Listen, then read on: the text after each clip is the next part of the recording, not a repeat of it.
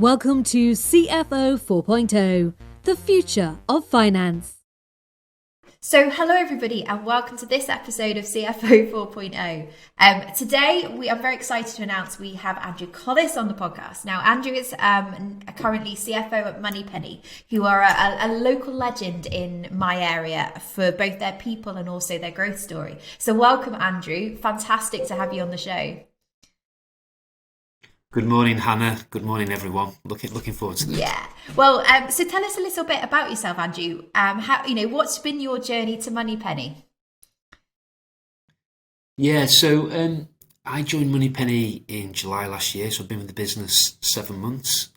And before that, going back to the start of my career, I first started off with Deloitte and Big Four background, which quite a few CFOs do follow as a journey.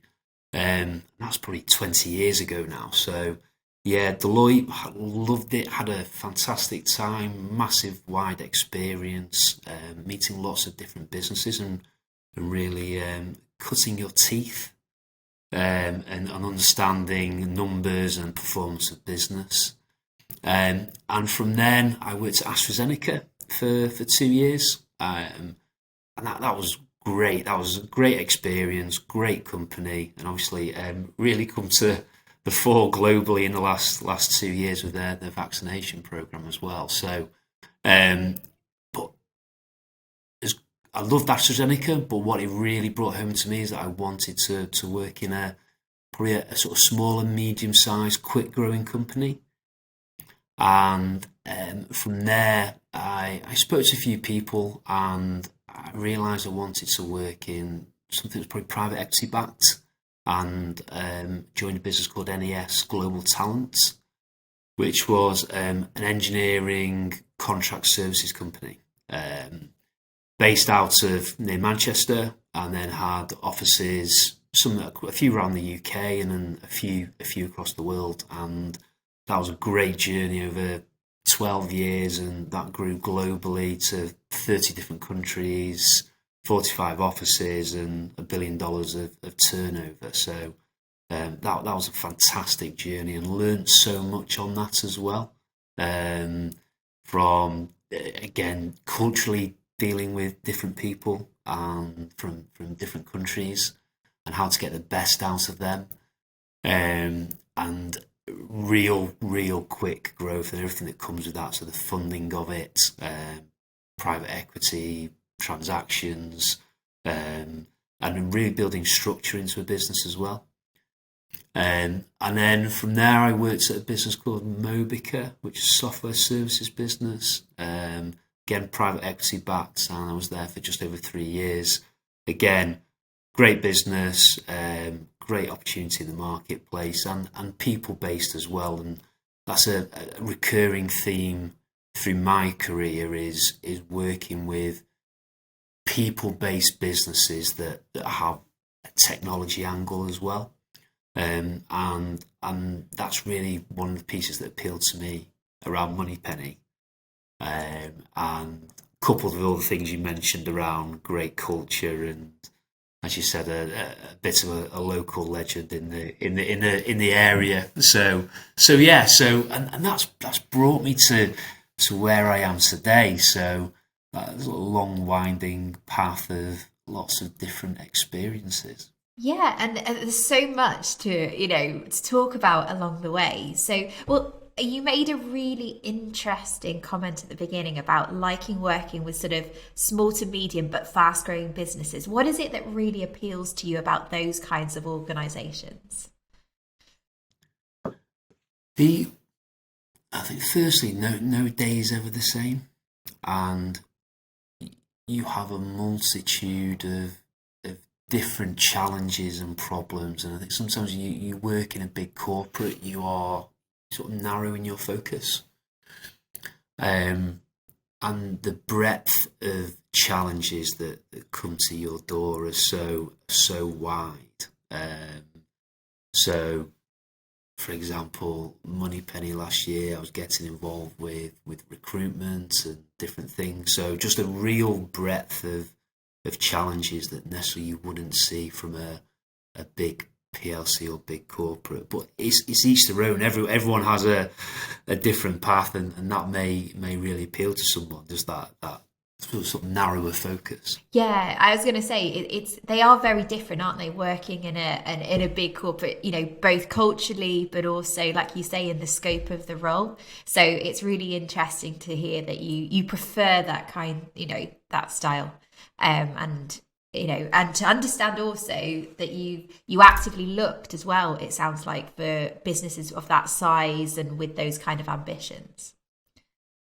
Yeah, absolutely, and part of their journey is all those businesses have had a very entrepreneurial founder. They've been on a great journey, and then it's then that next part of the journey is then to want to bring that structure with it, and also how to take the opportunity in the marketplace broader. Is that into different verticals? Is that into different geographies?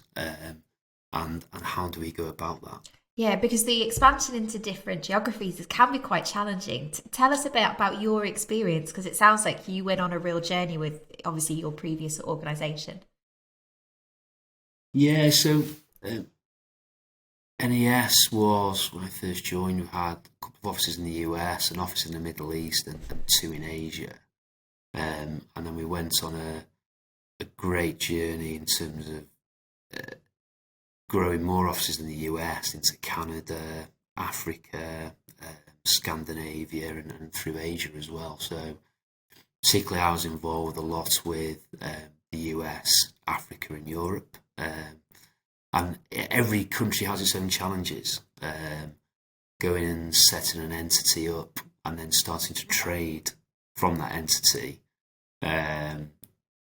in Africa or even some European countries, that they're not always easy, and the legwork and the paperwork you have to go through. We had two branches in Russia, so again some of the documentation around that was huge, and actually just the administration around that as well.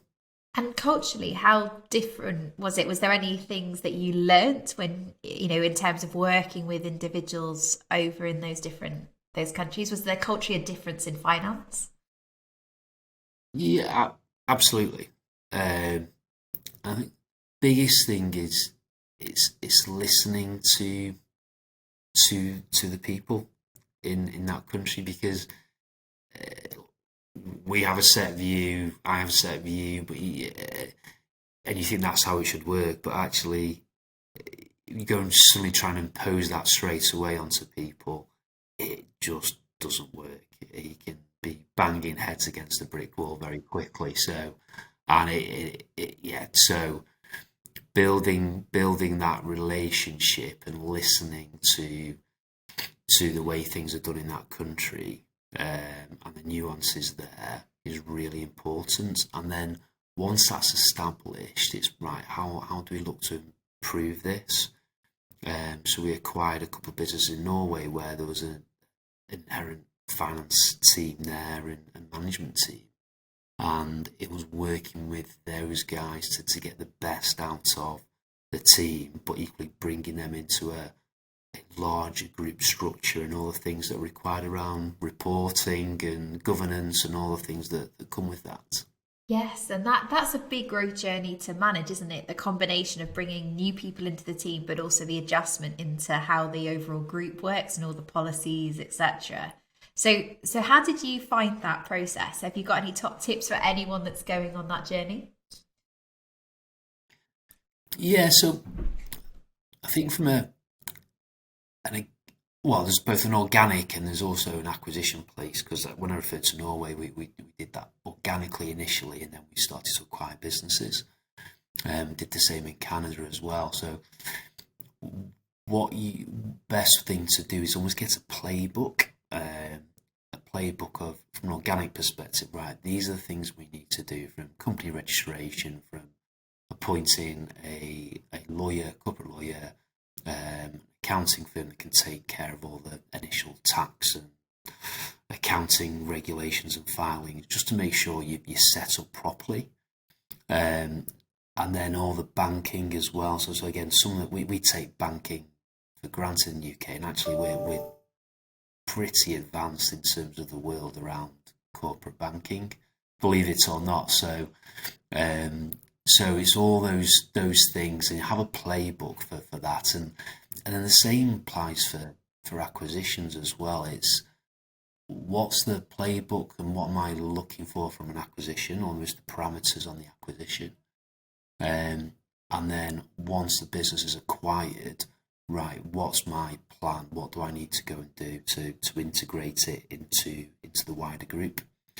So I think that's the biggest thing is that playbook and working towards that playbook and bringing both the current team and also the new team along for the journey, and knitting those two cultures together is massive as well. Yeah, because that's a big challenge, isn't it? So it sounds like you had a mix of sort of obviously hiring in country for your finance team potentially, and also acquisition. Have I got that right? Yeah, exactly. No, it's exactly that. Yeah. So yeah, and it's exactly, it's getting that balance right. So how did you approach bringing that team together? Because obviously they're on opposite sides of the world and very different culturally. So how did you approach it? Very much big on in person. So either us going across to whether it was Norway or US, etc., or at times that team or the management of that team coming to the UK. And I say that, and then given what's happened the last 2 years, that the world's slightly changed, and people are successfully doing acquisitions and integrating acquisitions with a lot less face to face. And it's interesting from a Moneypenny perspective. Moneypenny acquired a business in the US in February 2020, so a month before the first COVID lockdown.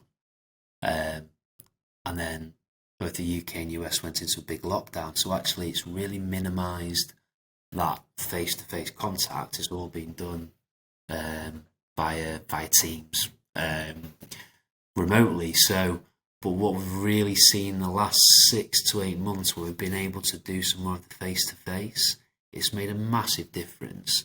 And the biggest thing is the culture, and actually seeing both the guys in the US coming across to here and seeing the culture here, because we've got a very special business, and then taking that back to the US. Then equally, the management team from the UK going out to the US and seeing that and helping guide them on that journey and that integration. Absolutely. And that brings us quite nicely onto the topic of, I guess, culture. So it's not just about obviously internationally being different, but Moneypenny itself is quite unique, isn't it? So tell us a little bit about the culture that Moneypenny have built.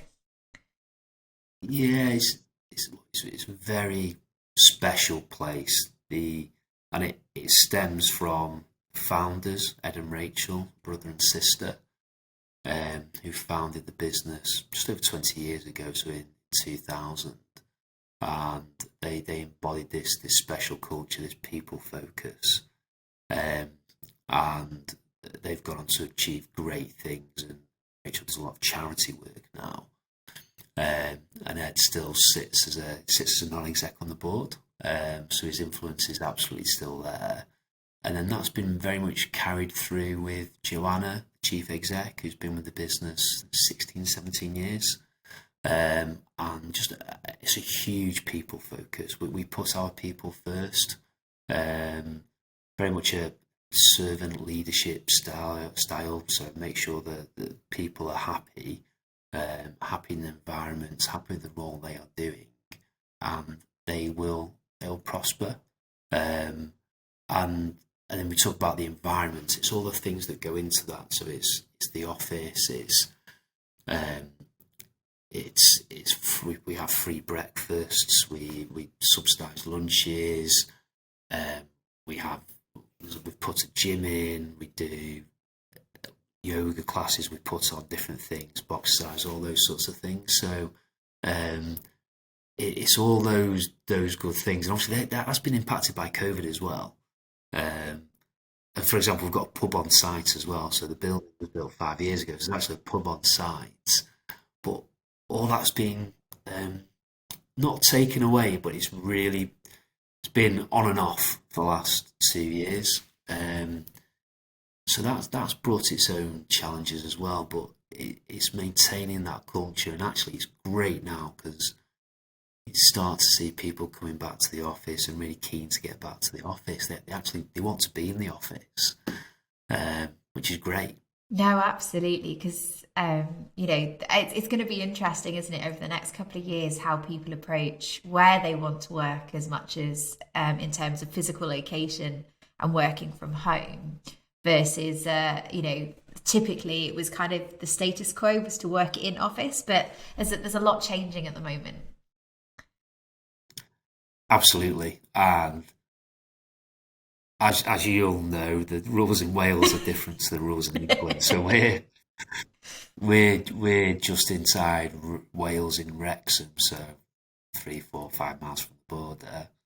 So we've got 3/4 of our staff are in Wales, a quarter in England, and we've just had to plot our way through with forever changing rules, and sometimes with the Welsh government very sort of immediate changes in rules, and suddenly we've had to get, just before Christmas, we had to get 250, 300 people just to work remotely almost overnight, like 2 days, and that was in Christmas week. So that's been a challenge, and I think unless you're in it, you don't really see that, and you don't see the logistics and the efforts from everyone to make that happen, from the support guys, the technical guys, the IT guys, to make all that happen and make sure everything's working properly. No, absolutely. And I think there are some unique challenges. We're also on the Cheshire Welsh border. It feels like we've got 1 foot in England and 1 foot in Wales. And it's a bit of a unique situation, and particularly during COVID as well. Because exactly like you said, we've got some people that really want to be in the office. Others are quite comfortable working from home and are thriving in that environment. There's quite a few that really feed off the vibe and the energy that comes with a great office environment. So it is a challenging situation. So tell me a little bit about the growth piece, because obviously a lot of the businesses that you've worked with have gone on this massive growth journey, and you said many interesting comments, I will just say, around building the structures that need to sit within that high growth environment. So talk to me a little bit about, when you go into a new company and they're on that growth journey, what are the sorts of things that you're looking at when you go into that organization? Yeah, so the key thing I try and understand is the drivers of that business. What are the success measures? What are those key KPIs that drive the success of that business? And you see now businesses have multitudes of KPIs and metrics, and you can have hundreds and hundreds, but actually getting down to, you want to be able to write them on one piece of paper, so you have like 12 KPIs and say, right, these are the success measures, these are the things that really make the business tick. How do we manage those? How do we improve those? How do we report and manage performance on that? And that's been the same across all those businesses, NES, Mobica, and now Moneypenny. So that's one element. And the second one's really around people and structure of people and the teams, and is that got the platform in it to deliver growth, or is everyone running around busy, sort of frantic, and actually, right, let's get some structure around it. Who's doing what, and having that platform to really drive that growth. And from a finance perspective, that's really important as well, because as a finance function, we're a partner to the business. And how do you, because obviously you've worked in lots of different businesses over the years, and you've come from sort of traditional corporate background into fast growth. How do you see that finance structure? What does good look like to you for like a small to medium sized business to prepare them for growth? Yeah, so there's probably two or three elements to it. There's the transactional side, the transactional team, so accounts receivable, accounts payable, managing the banks on a day-to-day basis, the payroll, the nuts and bolts. There's then a second element around all the reporting, so management reporting, the group reporting, consolidation, the monthly board reporting, and requests of investors as well, and banks and all the things that brings. And then the next one is really around being that business partner to the business. So that's to the functions, that's me to the board, me to the stakeholders of the business.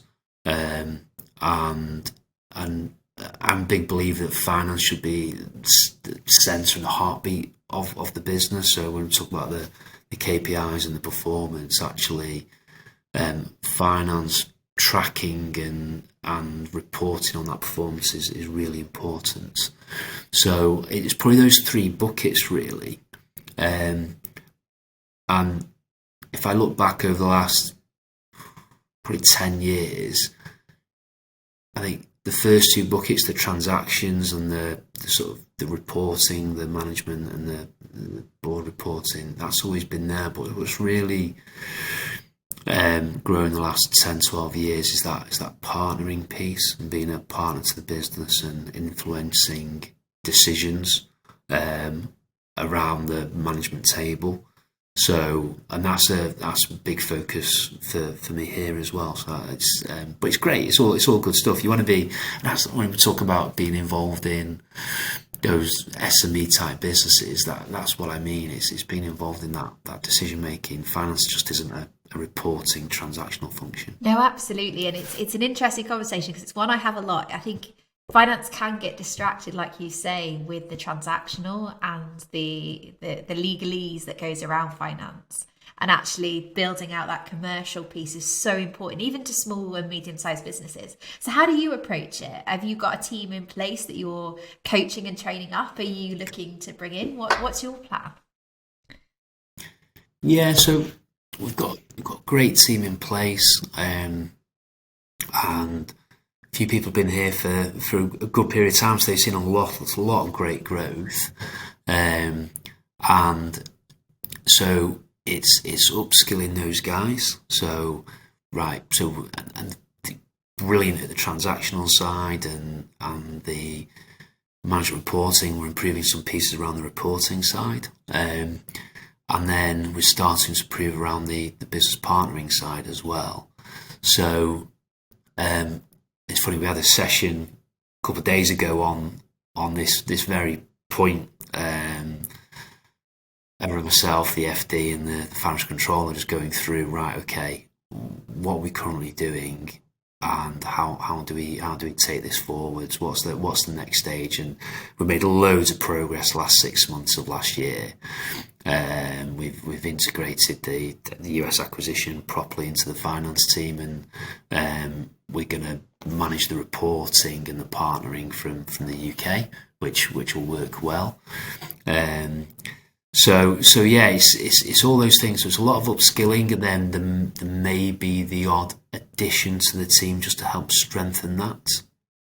Yeah, and because it sounds like you're taking sort of those that have been more focused on the transactional side but know the business really well into more of a commercial view. So how do you approach that in terms of development and skills? Like, do you coach them individually? Do you have particular courses and development that you work with them on? What's your approach?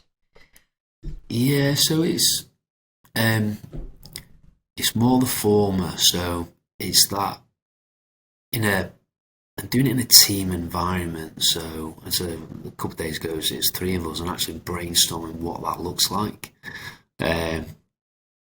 I have a view of what good looks like, but that doesn't necessarily mean that's right. But it's saying, right, this is where we want to go, and getting all those views from around the table, and then once you identify in terms of, right, that's the goal, that's the objective, right? What's the path to getting there? What are those key things, and how do we spread that around the team as we have? And then equally, are there any resource gaps where we do need to bring somebody in to help do that? Because you can end up busy on all the transactional and the reporting stuff, but actually, unless you make that step forwards, and sometimes it is through bringing somebody in, you never quite get there. So yeah, it's more the coaching and that collaborative piece. I think innately within finance people, they enjoy numbers, but they like business and they want to be involved in business, and sometimes it's almost giving them the avenue and the opportunity and the platform to do that and get involved with the business, rather than being sort of in the corner of an office sort of crunching the numbers. Yeah, if you think of all of the memes that are of finance, isn't it? It's somebody banging away on a calculator or typing into a spreadsheet, and I think this is I think it's a really exciting time for finance. We're in this opportunity where we have these new, more commercially focused roles coming out that I think will make people want to get into finance and to be excited about it, rather than just because they like numbers, if that makes sense. So there's a real opportunity, I think, in terms of how the finance team itself is going to develop. Yeah, absolutely. And look, as technology improves, and again, I've seen that in the last 10 years, and some of the things now, managing just accounts payable and automation around that, and expenses and different things. As the technology improves, the transaction piece almost, it's less intense. It happens. It's more maintenance rather than actually having to go and crunch several thousand invoices.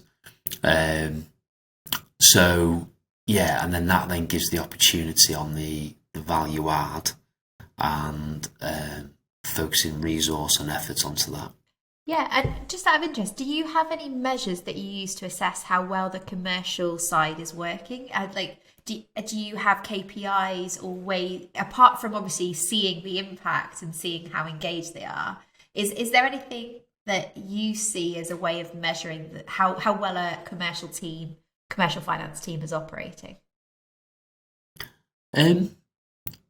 Not measures, so to speak, in terms of outputs around success. I mean, we have different projects, and that could be making something more efficient. It could be costs, and obviously you say, right, there's a goal there, and measure against that.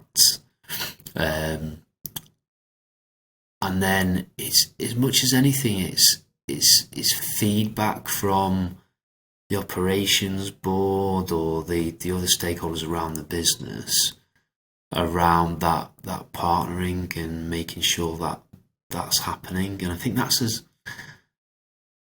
almost the best measure for me, is that feedback to say, actually, no, that's working really well, or actually we could do this better. Because if the business is being supported from a financial perspective, every ops board member knows that from a financial perspective they're in safe hands, and the numbers are taken care of, and they understand it, they understand the main messages, and then they can go and focus on what they need to do, whether that be people, technology, operations, sales. No, absolutely, and that feedback is, I think, really important when your main stakeholders really value your finance team for more than just the report they produce. That's a great sign of success. So yeah, absolutely. Sorry. That's all right. So obviously you've been through a massive amount of change and you're going through a massive amount of change. Sort of how do you approach that? Are there any sort of tips that you can share with our audience around leading such a shift in how you're working? Big one is plan well. I'm always one where I'd like everything done yesterday. So it's very much planning well. It's having those sessions, those brainstorming sessions, say, right, these are all the things we want to go and do. This is why we're going to do them. Plot that through what that looks like on a time scale, and allocate the tasks to people. You've got to take the team need to come with you on the journey. You can't do it all yourself, and it's a massive team effort, and it's feedback to the team as well. So we did the exercise end of August, and we plotted through all the things we wanted to do in H2, and we did this session a couple of days ago.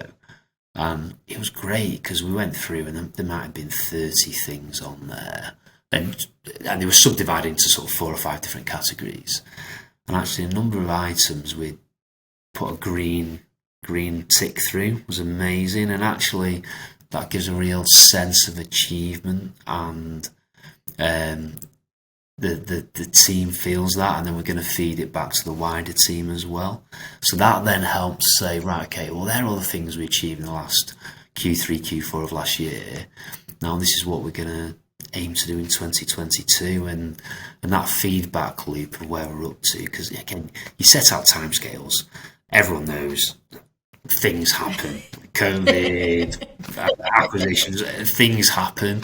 So you can have the best laid plans in the world, but being agile around it and being prepared to move things around and reprioritize, or bring in a bit of flexible resource or whatever, is so important. But the way you get there from an agile perspective and moving things around is the buy-in from the team, the flexibility from the team, and it's that communications is paramount. Absolutely. I think people forget that.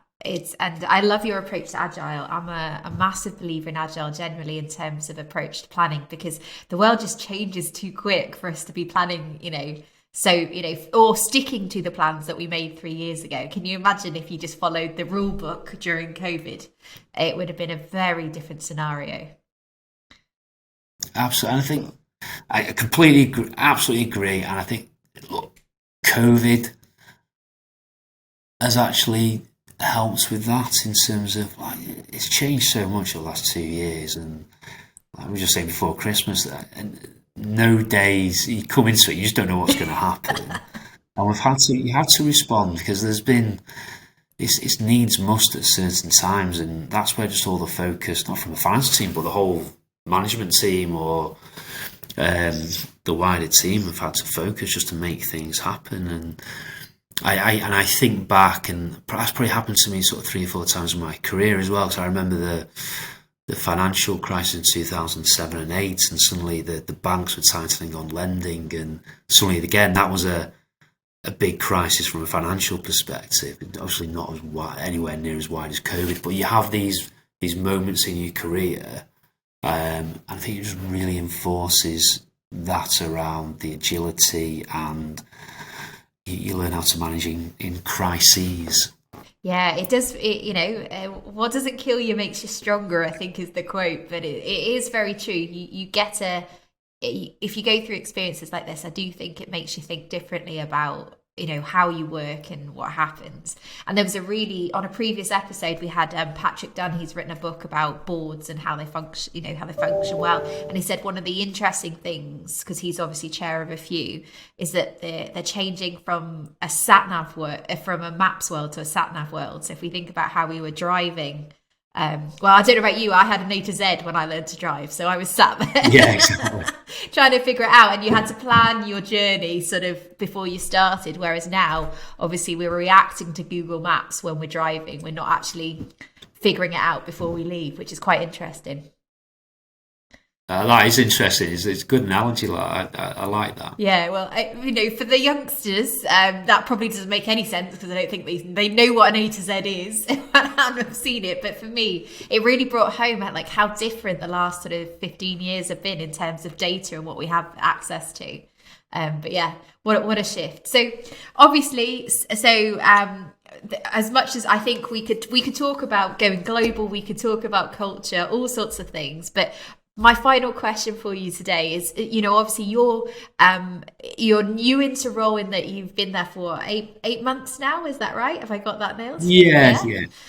So if you, for those new CFOs that are starting, because there's a lot of shift there, what are your top tips for starting a new role? Yeah. Okay. So plan well. Mm-hmm. Get to understand the business. Take that time to understand the business and the people. Is probably the most critical thing. So actually understand, the finances and the drivers of a business, but actually get out and understand how the operations work, how the sales team work, what makes that business different to the others on the market. What are those the unique selling points that business has, and what makes it special. Once you understand that, it'll help you massively on that journey. So I think that'd be my biggest tip.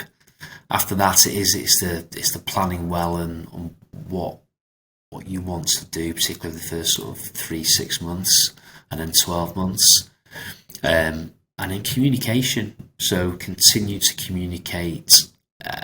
Both with the team, so that's the finance team, but the wider board and management team around where you're up to, what you're planning on doing, and being constructive about it as well.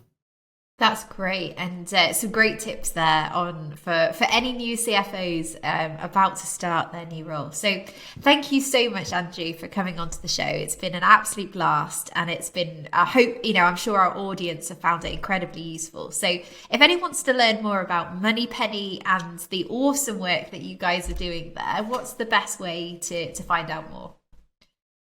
Yeah, so go on our website, so moneypenny.co.uk. There's lots on there. We were looking at this the other day, so we now support 7,000 clients in the UK and more actually. So, and we've got a similar number in the US. So it's we're growing all the time. So yeah, have a look at what we do on there, and yes. It's got all the cultural pieces as well, and all the special things we do for our people. Yeah, and I can say, so I regularly drive past the beautiful Moneypenny offices on the A483. But if you want to learn about people and culture, Moneypenny is an awesome way to start, and it certainly inspired me a lot when I first started out, 10 or so years ago. So thank you, Andrew, for coming on the show, and yes, really appreciate all of your insights and experience that you shared with us today. Brilliant. Thank you, Hannah. I've thoroughly enjoyed it.